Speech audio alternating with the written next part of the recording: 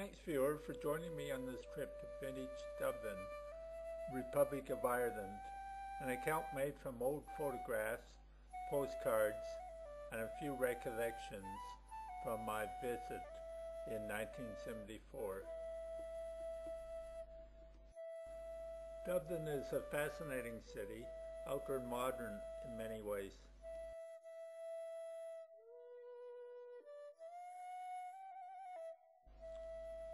It also has a fascinating past, as old postcards reveal. A thriving city and the capital of the Republic of Ireland, it has quite a large population, making up 1/3 of the country.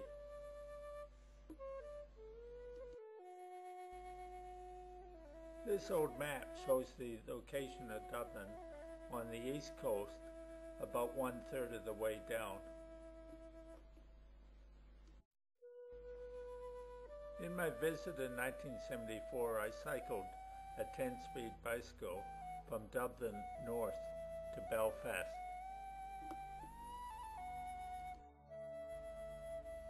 The city is located on the Liffey River, next to the Bay of Dublin.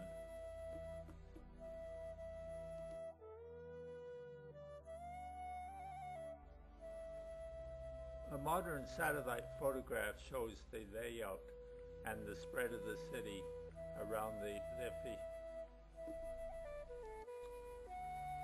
An old city map. I've long been interested in Ireland for many reasons. I went to live there for 6 months as a 9-year-old boy in 1954.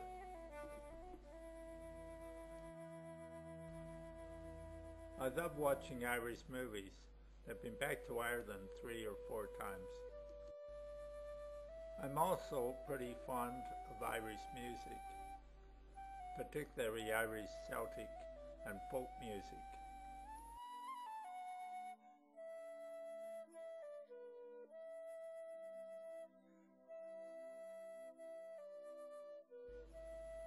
Indeed, most entertainers with very little connection to Ireland seem to be formed there. I enjoy reading travel articles and books on Ireland.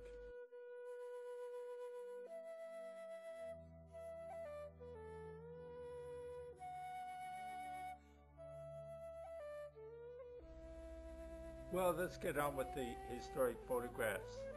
The ocean is central to Irish life.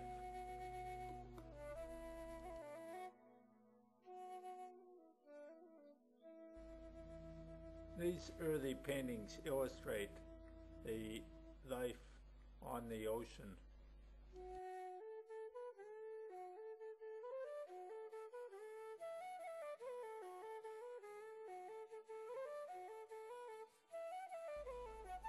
Victoria Quay in Dublin. I looked at a number of 19th century etchings about life with the gentry. These Dublin residences look pretty nice. The House of Lords in the old Parliament buildings. The entrance to Trinity College in Dublin. The Bank of Ireland and Trinity College in the background with trams. A recent photograph of Trinity College. The reading room at Trinity College. I spent a lot of time in university reading rooms in my day. An engraving of an Irish round tower outside Dublin. Ireland gained its independence in 1916 after a bitter war with England. Considerable damage was done, such as Eden Quay.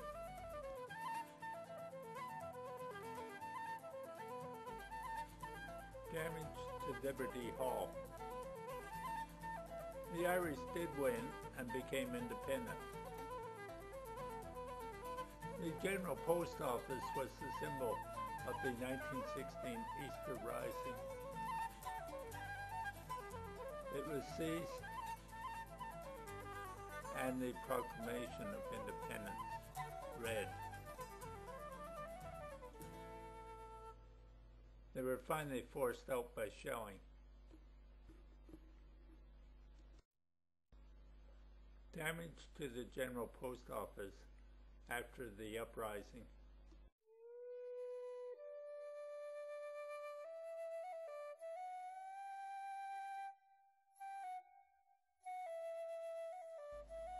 A 19th century engraving of the GPO. An engraving of the GPO during the uprising.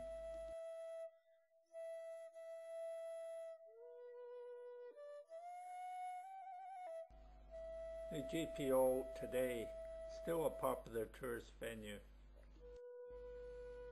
Now a look at St. Patrick's Cathedral.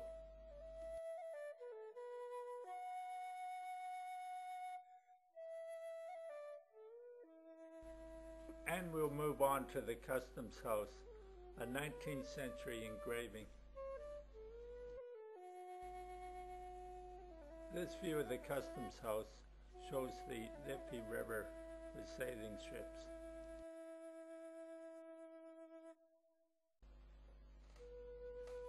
An almost 19th century postcard showing the Customs House.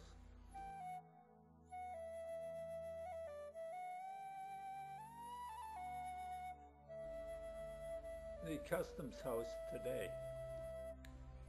It's time to look at some of the postcards and sketches of city traffic in downtown Dublin. An early tram terminus. This street's virtually empty.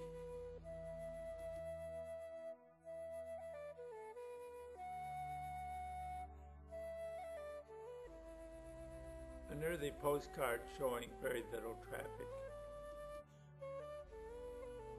Horses and wagons predominate. There's no automobiles at this time.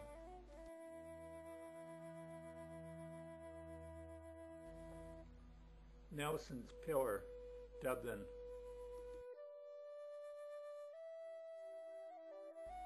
A view of O'Connell's Bridge and the Sackville Street in Dublin with the electric trams.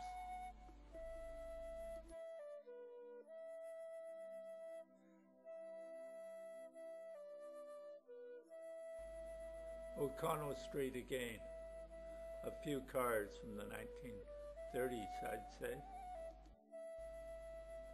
And city traffic today, what a change in lifestyle. Let's take a look at the Liffey River. This is from the air. The O'Connell Street Bridge across the Liffey River.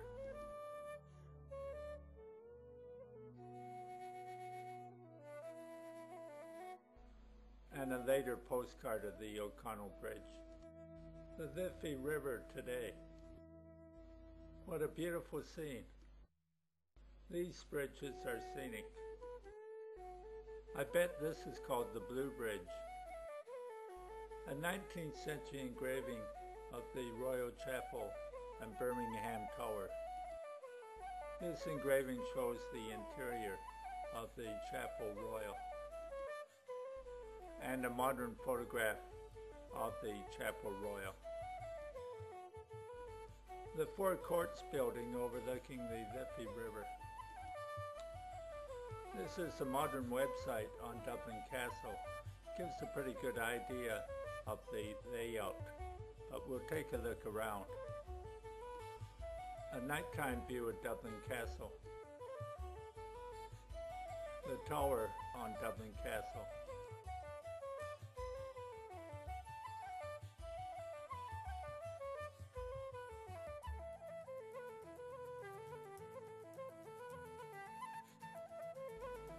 Urban Dublin Castle.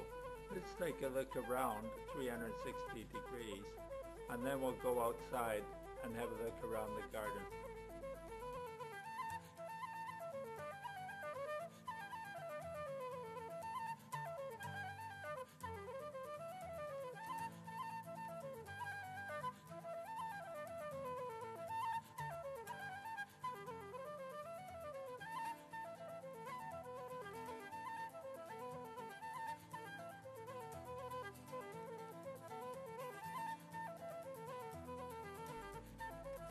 Catholicism is very important in Dublin.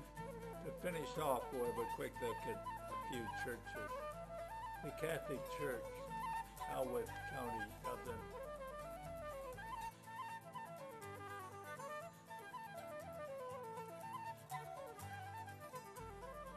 A statue to James Joyce. Molly Maguire, looking very busty. Well, I finished. I fancy a Guinness at the Temple Bar in Dublin. A wee drop of Guinness would not go astray. Thanks, viewer, for joining me on this visit to Dublin, Ireland. I really do appreciate your company and wish you a very pleasant day.